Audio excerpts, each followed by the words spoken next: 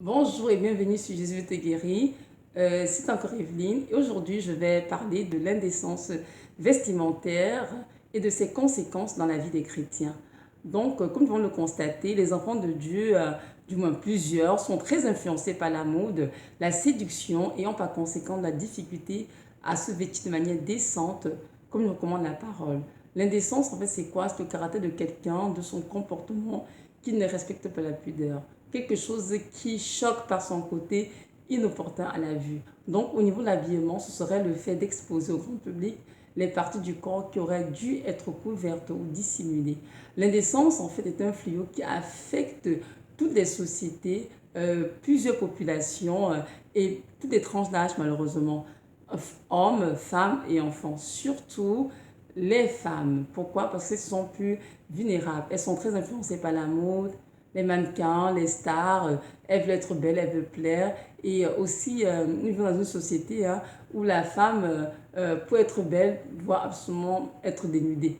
Ce sont les standards de la société que nous vivons, malheureusement. Nous savons très bien, en tant que femme chrétienne, que ce n'est pas du tout ça, les standards du Seigneur. Nous savons bien que la beauté d'une femme est dans son cœur. Cette parure incorruptible, un esprit doux et paisible qui n'a un grand prix devant Dieu.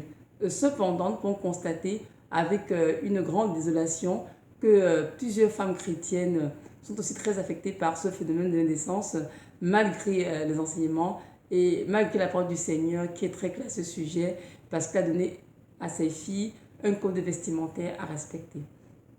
Lorsque nous étions dans le monde, c'est sûr que plusieurs d'entre nous s'habillaient d'une certaine façon. On mettait un peu n'importe quoi, parfois très dénudés.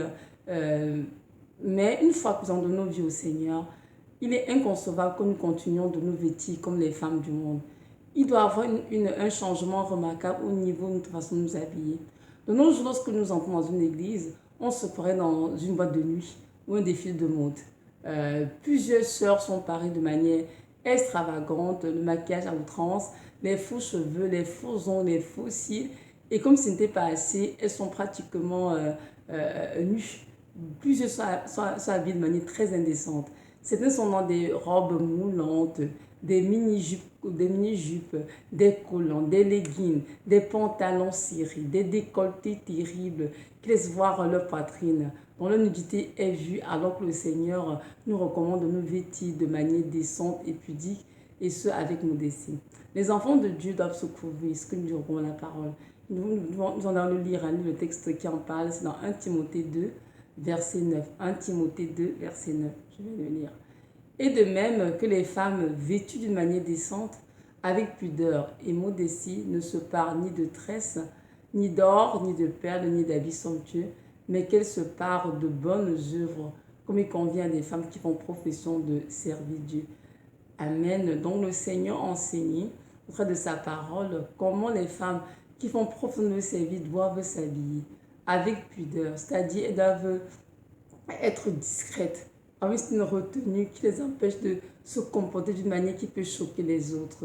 Oui, elles doivent être vraiment modestes, c'est-à-dire avoir un caractère humble, retenu, ne pas chercher à se faire remarquer, ni à briller, ni à attirer les regards. Nous voyons très bien que la modestie est vraiment le contraire de l'extravagance. Les femmes qui ont pour profession de servir le Seigneur doivent être des femmes humbles, discrètes, vêtues de manière à couvrir leur corps et ne pas laisser paraître leur nudité sous aucun prétexte. Nous allons lire un autre texte dans la parole. Ce texte est dans Tite 2, verset 3 à 5.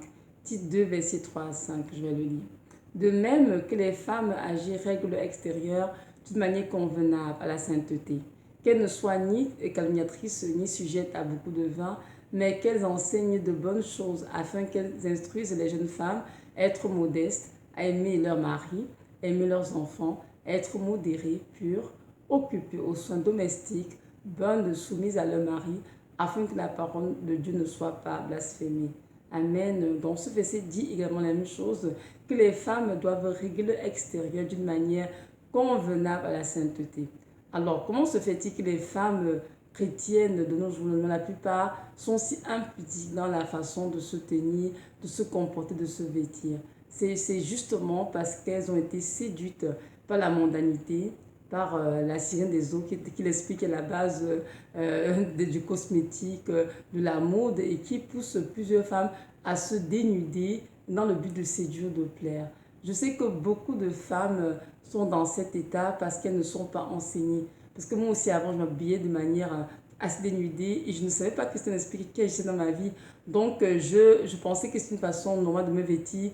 Mais lorsque le Seigneur m'a vraiment visité et qui m'a enseigné, j'ai compris que non.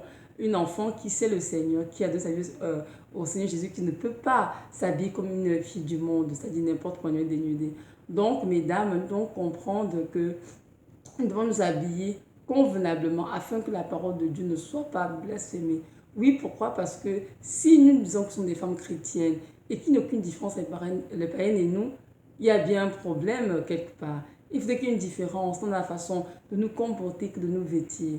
Donc comprendre que si, malgré la parole qui nous est donnée, malgré les enseignements qui sont donnés depuis plusieurs années, en s'adressant aux filles du Seigneur comment dire, de se vêtir de manière décente, si tu continues, par exemple, toi qui m'écoutes, quand tu t'habilles de manière dénudée, il est temps que tu cours vraiment au Seigneur, prendre de l'aide, afin que tes pensées soient renouvelées et que tu changes ta main de t'habiller. Parce que tu dois comprendre que ton corps est le temple du Saint-Esprit et la façon dont tu t'habilles est très important pour le Seigneur. Je me souviens, avant que je donne la vie au Seigneur, je portais beaucoup de mini-jupes. Oui, je portais beaucoup de mini-jupes depuis que j'étais adolescente. Mais après ma conversion, j'ai compris tout de suite que c'était très indécent et j'ai arrêté de les mettre. Mais ce n'était pas tout, hein.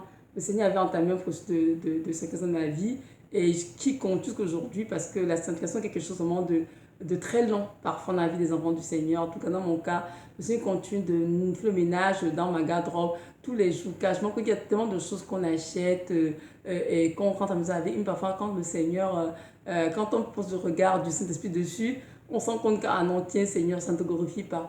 Donc, le Seigneur est toujours là pour nous aider, pour nous enseigner et pour nous donner la capacité de nous détacher de ces choses du monde et de nous vêtir comme des femmes qui servent le Seigneur, qui aiment le Seigneur. Et ça, c'est vraiment très important parce que le Seigneur regarde au cœur et à notre apparence. Donc, c'est important que nous comprenions en tant que femmes de Dieu, nous avons besoin de nous habiller d'une manière décente qui convient à la sainteté. Et lorsque nous regardons aussi les grandes femmes de Dieu, soi-disant, on a tendance à les copier. Et pourtant, plusieurs ne sont pas vêtues de manière convenable, elles ne sont pas vêtues de manière décente du tout. Mais nous les copions, et j'avoue que moi, j'étais très influencée par elles. Je disais toujours, mes seigneurs, tu les approuves parce qu'elles ont l'onction, malgré les vêtements. Alors, un jour, le Seigneur m'a dit, écoute ce que je te dis et ne regarde plus à ces femmes. Écoute-moi et sanctifie-toi. N'as-tu pas lu dans la parole en Matthieu 7, verset 22 qui dit, plusieurs me diront en ce jour-là, Seigneur, Seigneur, n'avons-nous pas prophétisé en ton nom? N'avons-nous pas chassé des démons en ton nom? N'avons-nous pas fait beaucoup de miracles en ton nom? Alors je te dirai ouvertement, je ne vous ai jamais connu. Retirez-vous de moi, vous qui commettez l'iniquité. Bien le Seigneur, j'ai compris que c'est important de vraiment respecter la parole du Seigneur. C'est lui écrit en Matthieu 7, verset 22 jusqu'à 23 justement, que beaucoup diront Seigneur, Seigneur, mais ce n'est pas tous ceux qui ont dit Seigneur, Seigneur qui vont entrer au royaume des cieux. Donc il est vraiment important que nous puissions faire la volonté du Père. Et Dieu nous a donné sa parole pour nous aider. Et le Saint-Esprit pour nous aider à nous habiller de manière convenable, de manière qui symbolise la sainteté. Et c'est important que chacune de nous prie dans notre Seigneur pour se soumettre à la parole du Seigneur. Il nous a dit que tous ceux qui diront Seigneur, Seigneur n'entreront pas dans le royaume des cieux, mais c'est celui qui fait la volonté de son Père qui pourra entrer dans le royaume des cieux. Donc c'est vraiment important de faire la volonté du Seigneur. Donc il m'a dit, ce ne sont pas ceux qui disent Seigneur qui vont entrer, non, c'est vraiment ceux qui font la volonté du Père. C'est-à-dire qui mettent la parole en pratique de Dieu dans leur vie et qui font des efforts quotidiennement pour pouvoir mettre en pratique la parole de Dieu. Donc ce ne sont pas ceux qui sont loin, qui font les miracles, qui vont entrer. Non, ce n'est pas ceux-là, c'est ceux qui font la volonté du Père. Pas pour dire qu'être loin, c'est une mauvaise chose. Si tu es loin et que tu t'habilles décemment, gloire à Dieu, que Dieu soit béni. Nous devons comprendre que les miracles ne pourront sauver personne, sauf ceux qui ont les cœurs purs, qui pourront rentrer au ciel. Et nous savons aussi que la façon de nous vêtir est le reflet de ce qui est vraiment caché dans notre cœur. Donc nous devons vraiment faire attention et ne pas tomber dans la tromperie des hommes, de l'ennemi et de dire que non, Seigneur, même si je m'habille ainsi, mon cœur est différent. Non, c'est pas vrai.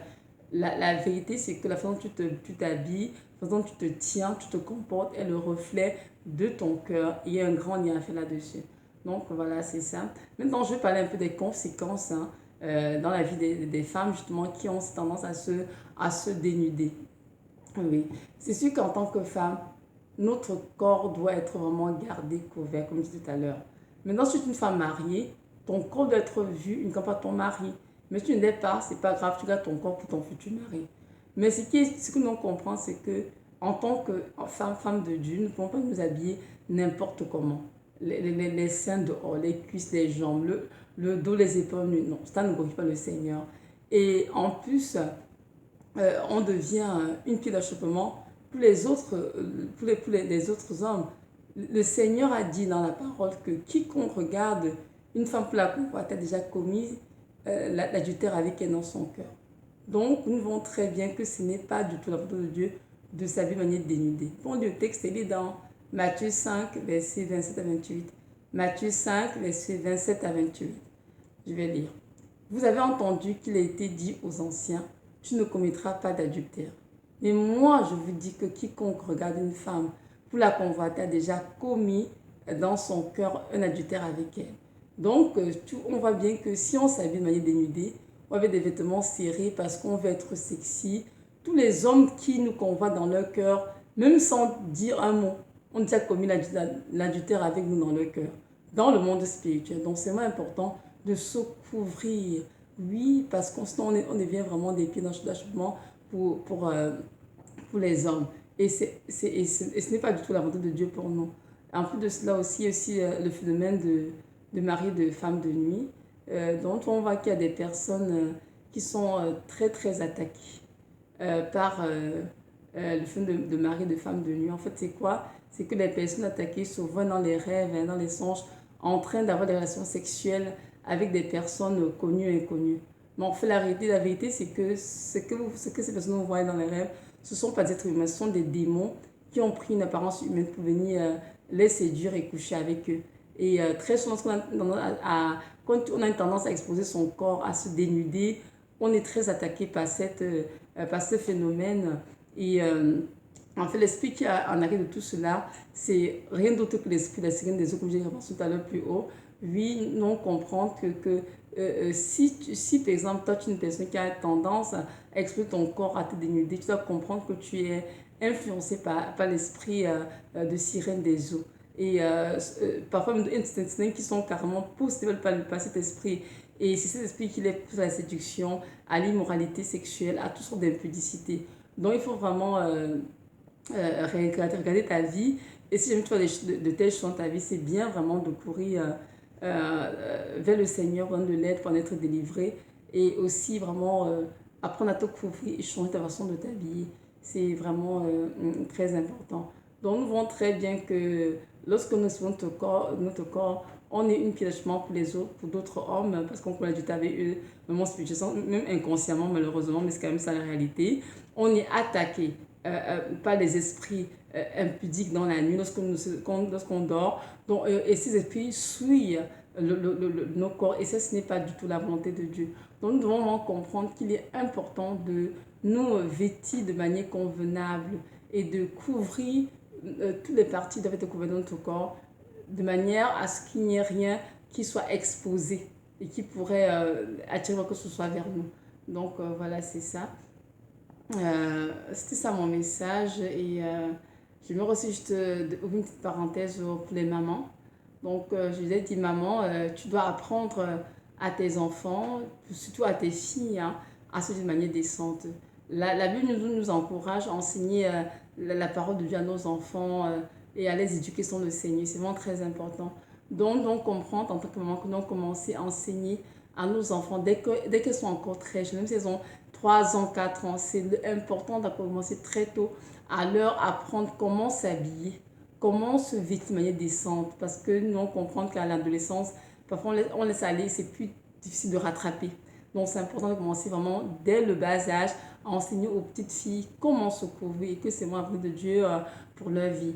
Nous, comprenons qu'en tant que maman, c'est notre responsabilité vraiment de prier pour nos filles, de les recommander au Seigneur afin que le Seigneur se révèle à elles et de leur enseigner avec la parole clairement comment elles doivent s'habiller. C'est sûr que la séduction est répandue autour d'elles, partout, à l'école, au travail, dans les rues, dans les parcs, mais nous ne devons pas perdre courage. Donc, on continue toujours de leur faire comprendre qu'elles sont dans ce monde, mais elles ne sont pas du monde. Elles sont différentes parce qu'elles ont un Dieu qui les aime, parce qu'elles ont un Dieu qui les a sauvées. Et ce Dieu, c'est Jésus qui Nazareth. Et qu'elles doivent vraiment s'habiller de manière convenable et ne pas copier les amis à l'école ou au collège, tout ça. C'est vraiment très important. Donc, c'était ça mon message. Je sais que c'est pas facile. Donc, on a une façon de fonctionner. C'est pas dit comme le Seigneur avec un message pour nous corriger, nous avons du mal à se laisser corriger. Mais je pense que c'est important que nous nous laissions tous corriger par le Seigneur. Moi, je suis ma reprise, il m'a corrigé et ce n'a pas été facile, mais je me suis pliée. Je pense que chacun d'entre nous devrait faire pareil, laisser le Seigneur nous corriger. Car nous devons comprendre que nous sommes dans la fin des temps. Les signes sont évidents et que nous devons nous sanctifier et mettre nos vies en règle afin de nous préparer pour le retour du Seigneur. Nous avons tout ce qui revient bientôt. Et le jour du Seigneur sera un jour glorieux pour les chrétiens qui sont préparés, parce qu'ils vont monter au ciel le Seigneur dans les nuits, comme c'est écrit dans Thessaloniciens. Mais ce sera un jour de ténèbres et de profonde désolation pour ceux qui vont rester sur la terre. Alors c'est important que nous fassions tout par la grâce de Dieu pour faire partie de ceux qui seront enlevés. Maintenant, si tu m'as écouté et que tu n'as pas encore donné ta vie au Seigneur Jésus, je t'encourage à le faire dès aujourd'hui. Il est ce grand Dieu. Il s'appelle Jésus de Nazareth, qui est mort à la croix pour toi, par amour, et il désire te sauver, t'accorder la vie éternelle. Alors je t'en prie, repens de tes péchés et reçois dans ton cœur comme ton sauveur et ton Seigneur. Si tu doutes, invoque-le, il se révélera à toi. Il est le seul Dieu, l'unique, le véritable, qui peut te sauver et t'accorder du repos pour ton âme. Que le Seigneur vous bénisse et nous accorde à tous vraiment la grâce de garder nos cœurs purs devant lui, de nous vêtir de manière décente afin que sa parole ne soit point blasphémée.